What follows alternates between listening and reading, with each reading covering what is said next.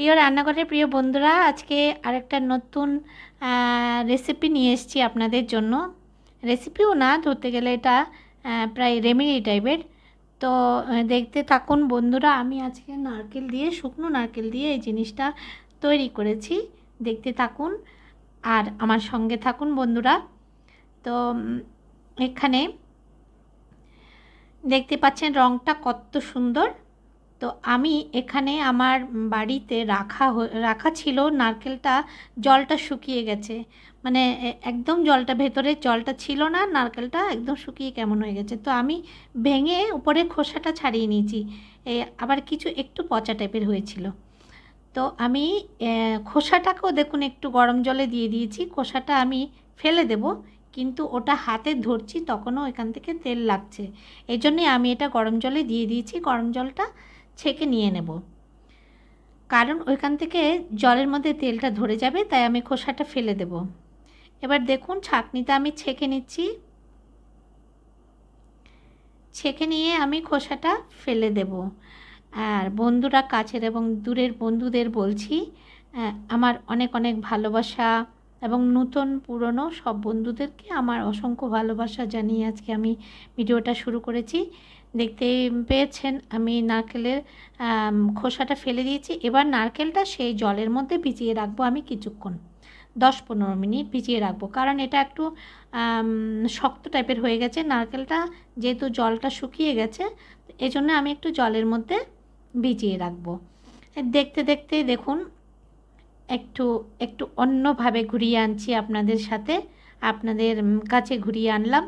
তো এবার নারকেলটাকে আমি দিয়ে দিচ্ছি জলের মধ্যে সব দিয়ে একটু নেড়েচেড়ে দিয়ে রেখে দেব কিছুক্ষণের জন্য।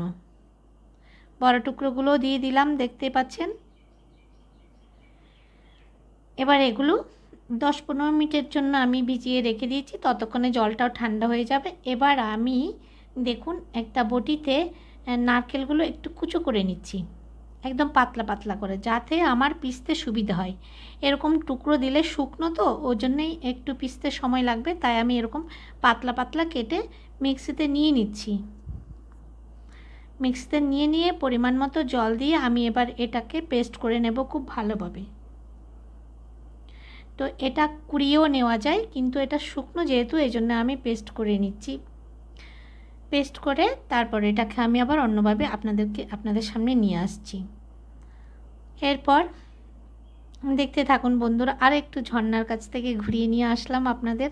আজকের ভিডিওটা একটু ভিন্ন করেছি, কেমন লাগলো কিন্তু অবশ্যই জানাবেন।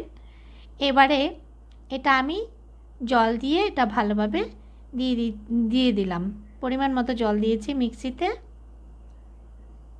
এবারে এটাকে বেশ ভালোভাবে আমি পেস্ট করে নেব। তো বন্ধুরা, আমার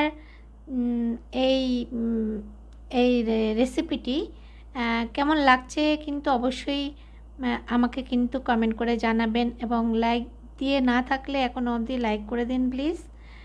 এবার দেখুন আমি মিক্সিতে পুরোটা নিয়ে নিয়েছি।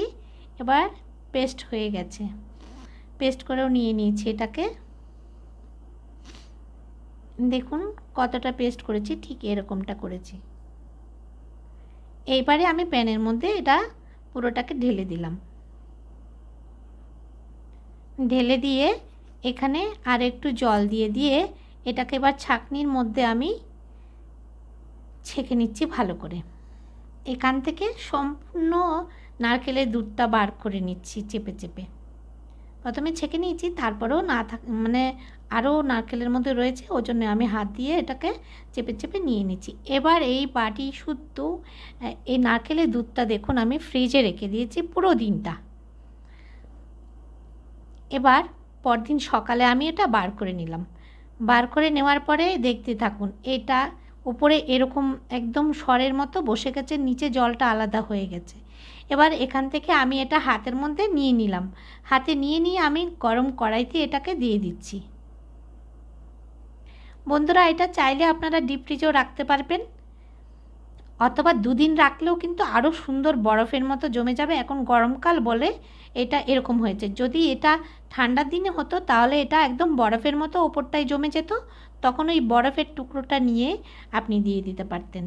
তো দেখুন সাথে আমাদের গাছের আম, তো আপনাদের সাথে আরেকটু শেয়ার করে দিলাম। বেশ সুন্দর লাগে, জানলা দিয়ে দেখা যায় তো খুব সুন্দর লাগে। আর আরেকটা জানলার ধারে দেখুন আমাদের বেল গাছ রয়েছে, একদম হাত দিয়ে বেলপাতা নিয়ে সে পুজো করা যায়, এত ভালো লাগে। তো বন্ধুরা এবার সবুজ সবুজ জিনিস অ্যাকচুয়ালি দেখতে খুবই ভালো লাগে। এবারে দেখুন এটা আমি আঁচটা ছোট করে দিয়ে এখানে ফুটতে দিয়েছি, বেশ ভালোভাবে ফুটে উঠবে, খুব কম আঁচে কিন্তু করবেন এটা। আমার আরও এক ধরনের তেল তোলাটা আমি দিয়েছি, তবে এটা হচ্ছে অন্য রকমের, মানে আমি 3 রকম করতে পারি, 3 রকমভাবে নারকেল তেল তুলি, 3 রকম নারকেলের 3 রকম নারকেল তেল তুলি। এটা দেখুন এবার কত সুন্দর রং হয়েছে। আর সে ঠিক এভাবে ছোট ছোট আঁচ দিয়ে আস্তে আস্তে সরিয়ে দিয়েছি এইগুলো, তারপর আস্তে করে বসে গেছে। যখন ঠান্ডা হবে আমি এখানে কৌটোতে ভরে নেব। তো বন্ধুরা আমার এই রেমেডি বলুন, রেসিপি বলুন, রেমেডি হবে, কেমন হলো দেখতে, কেমন লাগলো অবশ্যই কিন্তু কমেন্ট করে জানাবেন। এখনও অবধি যদি আমার চ্যানেলটিকে সাবস্ক্রাইব করে না থাকেন, সাবস্ক্রাইব করে পাশে থাকবেন, বেল আইকনটা প্রেস করে রাখবেন যাতে নতুন কোনো ভিডিও দিলে আপনার কাছে প্রথমেই পৌঁছে যায়। তো কেমন লাগলো বন্ধুরা জানাবেন, সাথে থাকার জন্য অসংখ্য ধন্যবাদ আপনাদের।